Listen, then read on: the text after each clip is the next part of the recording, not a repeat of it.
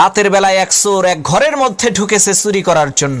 চোর দেখে ওই ঘরের মধ্যে এক বুড়ি মহিলা ঘুমিয়ে আছে। এখন চোরের নড়াচড়ার খসখসানি শব্দ শুনে হঠাৎ করে সেই বুড়ি মহিলার ঘুম ভেঙে গেল।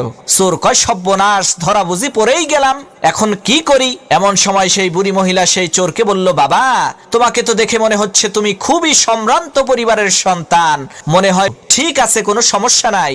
এই যে দেখো, আলমারির ৩ নম্বর বাক্সের মধ্যে ৫ ভরি স্বর্ণ আর ৭০,০০০ টাকা আছে, এগুলো তুমি নিয়ে যাও। আমি বাঁচবই আর কয়দিন, এত টাকা পয়সা দিয়ে আমি করবোটা কি? আর বাবা, তুমি যাওয়ার আগে আমার কাছে এসে একটু স্বপ্নের মানেটা আমি বুঝতে পারছি না। তুমি একটু বাড়ির মানুষেরা যদি এই বুড়ির মতো বড় দিলের অধিকারী হইতো, তাহলে সেই চোরকে বলতে আরম্ভ করলো, সে বাবা, আমি গেছি।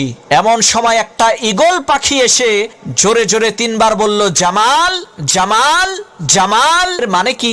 চোর মনে মনে চিন্তা করতে লাগলো, এই স্বপ্নের মানেটা কি হতে পারে। ইতিমধ্যে পাশের রুম থেকে সেই বুড়ি মহিলার একেবারে টকবগকে ইচ্ছা মতো পিটাতে আরম্ভ করলো। তখন সেই বুড়ি মহিলা বলল, হইছে, এবার থাম, ওর কৃতকর্মের ফলও পাইয়া গেছে।